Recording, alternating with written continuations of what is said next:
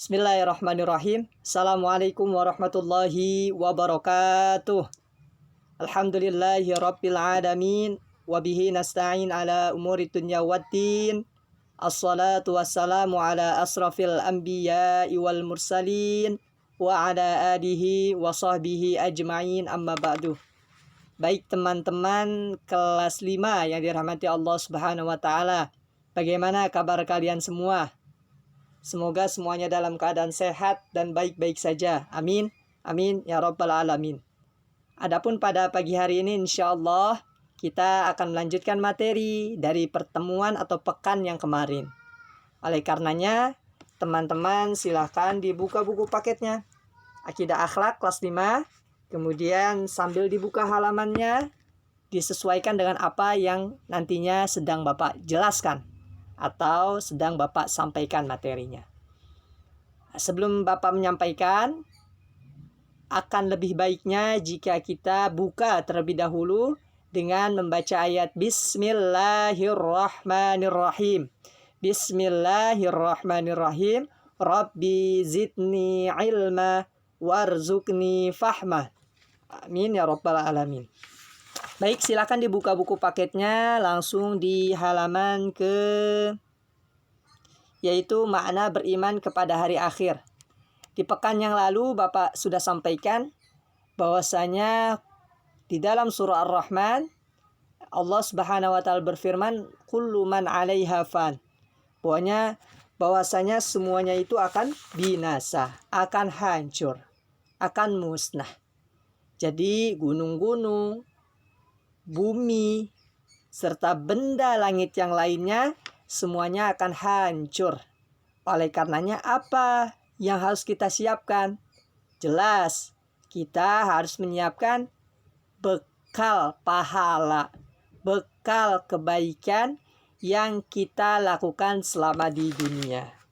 Kemarin sudah Bapak sampaikan, ada beberapa nama-nama hari akhir. Jadi setelah seseorang meninggal dunia atau wafat, maka ia akan melalui tahapan-tahapan setelahnya.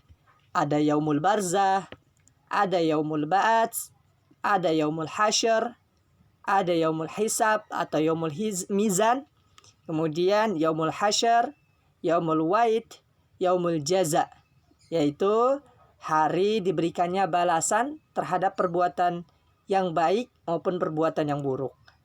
Ya, maka disinilah yang baik akan dimasukkan Allah ke dalam surga dan yang buruk akan dimasukkan Allah ke dalam neraka. Adapun kisah lelaki calon penghuni surga ini, Masya Allah ya, luar biasa. Jika teman-teman sudah membaca juga, ini sangat menginspirasi, bisa menjadi motivasi kita dalam berkehidupan agar senantiasa memberikan maaf kepada orang lain. Oke, adapun di sini tanda-tanda hari akhir atau tanda-tanda hari kiamat. Jadi sebelum terjadinya hari kiamat, sebelum terjadinya kehancuran di seluruh, maksudnya muka bumi ini maupun di benda-benda langit yang lainnya, maka ada tanda-tanda atau ciri-ciri sebelum datangnya hari kiamat tersebut. Nah, jika kita mengamati pada ilustrasi yang ada, teman-teman silakan diamati. Di sini terlihat bahwasanya rumah-rumah hancur disebabkan adanya gempa bumi. Nah, biasanya tuh setelah gempa bumi itu akan berpacu kepada tsunami. Nah, apabila di pinggir-pinggir laut atau di pantai-pantai ini dekat pantai, maka biasanya berpacu kepada tsunami. Dan ini salah satu bentuk bencana alam. Bencana alam ya tentunya ini merupakan kehendak Allah Subhanahu wa taala. Nah, hancurnya rumah-rumah, kemudian hancurnya tanah, ya, sehingga banyak orang yang ketakutan, ya, dan lain sebagainya. Inilah salah satu tanda akan terjadinya kiamat. Nah, adapun pertama kali Bapak akan sampaikan ya bahwasanya ada beberapa tanda-tanda kiamat kecil yang mana Rasulullah SAW menerangkan di dalam hadis yang diriwayatkan oleh Abi Shibah, oleh Muslim dan Tirmizi. Apa itu Pak? Yang pertama, tanda-tanda kiamat kecil.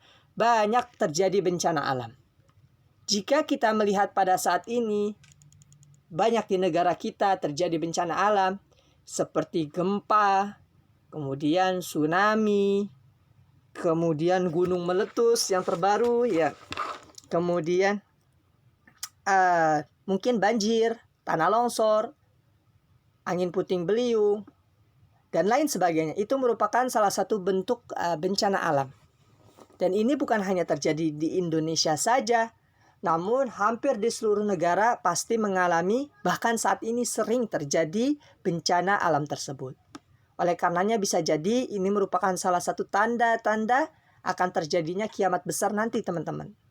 Ya, adapun yang kedua, pria berperilaku seperti wanita ataupun sebaliknya. Yang hakikatnya seharusnya sebagai pria harus menjadi pribadi yang tegas, tapi dia malah mengganti dirinya, mengoperasi wajahnya untuk menjadi seorang perempuan. Dan ini banyak sekali, teman-teman.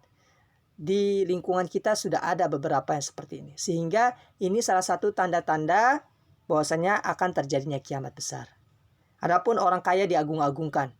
Seharusnya yang dimuliakan itu orang yang berilmu, teman-teman. Bukan orang yang kaya. Ya. Tapi pada saat ini saja banyak orang-orang kaya memamerkan di media sosialnya. Dan ini salah satu bentuk yang harus kita hindari. Ya, seperti itu sudah banyak orang kaya diagung-agungkan. Kemudian gibah menjadi ucapan sehari-hari. Ya, setiap perbincangan malah membicarakan orang, kejelekan orang. Kemudian ilmu agama dianggap tidak penting. Nauzubillah. Ya, ilmu agama, makanya kita bersyukur, teman-teman. Kita belajar di madrasah, di Yazda. Di mana di Yazda tentu memperhatikan nilai-nilai keagamaan. Bahkan diminta untuk tadarus setiap pagi. Diminta untuk zikir Jumat setiap Jumat pagi. Ya, itu salah satu bentuk kita tetap menjaga serta mementingkan ilmu-ilmu agama. Bahkan teman-teman belajar fikih, Al-Quran hadis, akidah akhlak, bahasa Arab. Itu salah satu bentuk bahwasanya Yazda peduli dengan ilmu-ilmu agama. Ya, kemudian perzinaan, minuman keras, fitnah, pembunuhan merajai di mana-mana. Kalau kita melihat ini, kalau teman-teman suka melihat atau menonton berita, hal-hal ini sering banget terjadi, teman-teman. Ya. Jadi sering terjadi pembunuhan, bahkan anak membunuh orang tua, nauzubillah.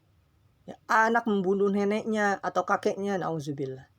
Ya, ini sudah banyak, teman-teman. Inilah salah satu tanda terjadinya kiamat. Jumlah wanita lebih banyak dari laki-laki. Ini jelas, saat ini sudah banyak. Dan yang terakhir yaitu waktu berjalan dengan cepat. Aduh, perasaan baru beberapa menit kok udah siang ya. Kemudian aduh, kok perasaan baru beberapa menit kok udah sore ya. Aduh, kok cepet banget ya hari ini. Udah malam aja. Nah, itulah salah satu tanda bahwasanya tanda kiamat kecil. Itu yang kita rasakan. Dan ini teman-teman mungkin merasakan sendiri ya. Ya, bagaimana waktu berjalan cepat sekali untuk saat sekarang.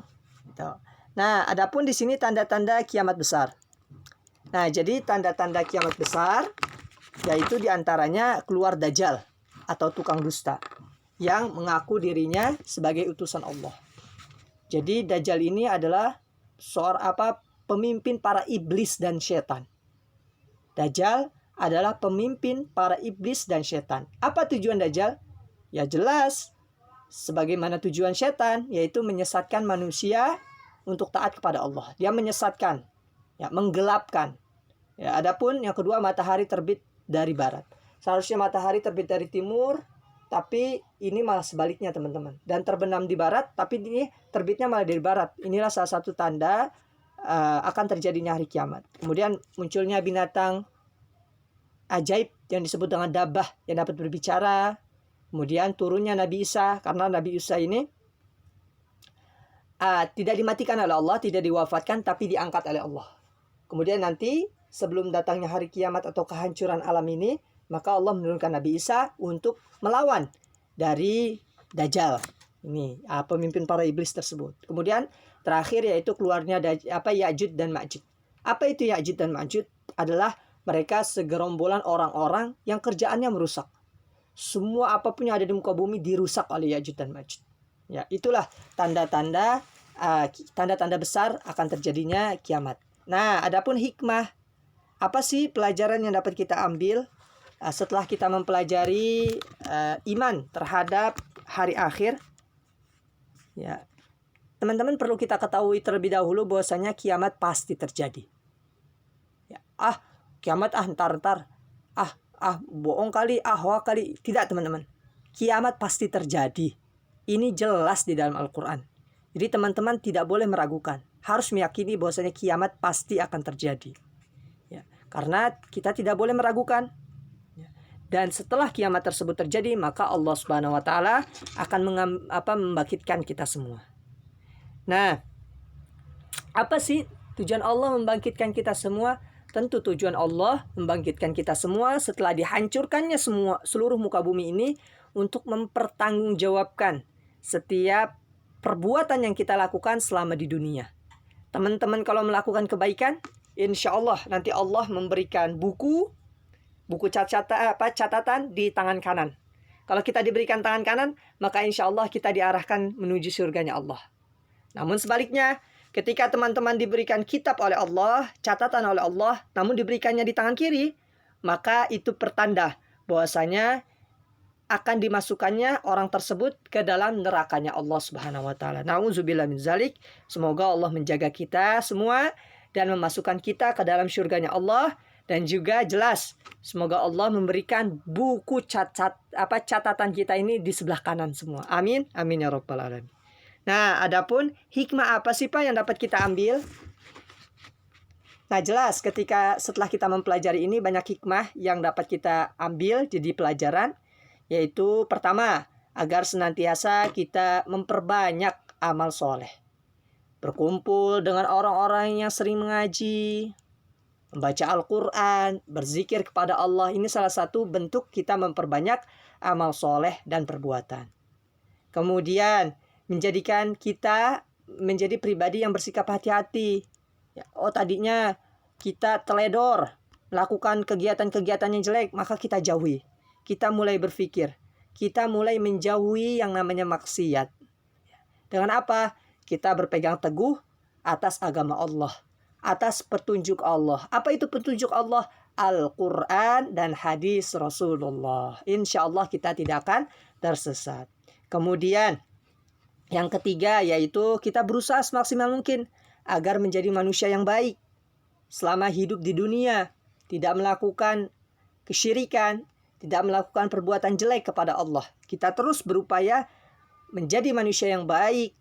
Baik kepada diri sendiri, baik kepada orang tua, serta baik terhadap sesama.